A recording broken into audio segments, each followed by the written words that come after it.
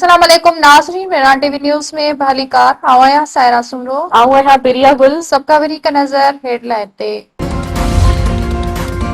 नए माली साल जी वफाकी बजट 10 जून ते पेश कई वेंदी। क़ौमी असेंबली जो बजट इजलास 10 जून अरबा जे ॾींहुं शाम जो 5 वॻे थींदो।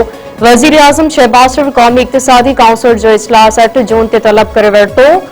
चइनी सूबनि जा वॾा वज़ीर, आज़ाद कश्मीर जो वज़ीर आज़म ऐं गिलगित जो वज़ीर आला शरीक थींदा।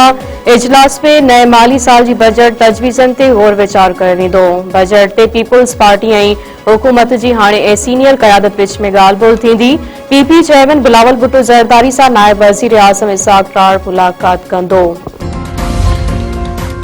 वफ़ाक़ी आईनी अदालत चयो आहे त हाई कोर्ट, सुप्रीम कोर्ट या वफ़ाक़ी आईनी अदालत जे मातहत नाहे। मुल्क में इन वक़्त 5 ख़ुद मुख्तियार हाई कोर्ट्स आहिनि। हर हाई कोर्ट आज़ाद आईनी अदालत आहे।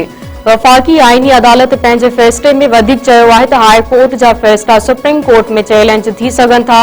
हाई कोर्ट जे फ़ैसिले खे चैलेंज करण सां अदालत मातहत नथी थी वञे। वज़ीर आज़म शहबाज शरीफ़ जा ईरान ऐं कुवैत जे सरबराहनि सां राब्ता छिकताण घटाइण ऐं ख़िते में अमन जे क़याम ते ॻाल्हि ॿोल। परॾे खाते जे तर्जुमान ताहिर हुसैन इंदिराबी चयो आहे त पाकिस्तान ख़िते में अमन लाइ बहितरीन ऐं मुख़लिसाणो किरदार अदा करे रहियो आहे। पाकिस्तान खे उमेद आहे त धुरियूं जंग बंदी मुफ़ाहिमत ते अमल कंदियूं। परॾे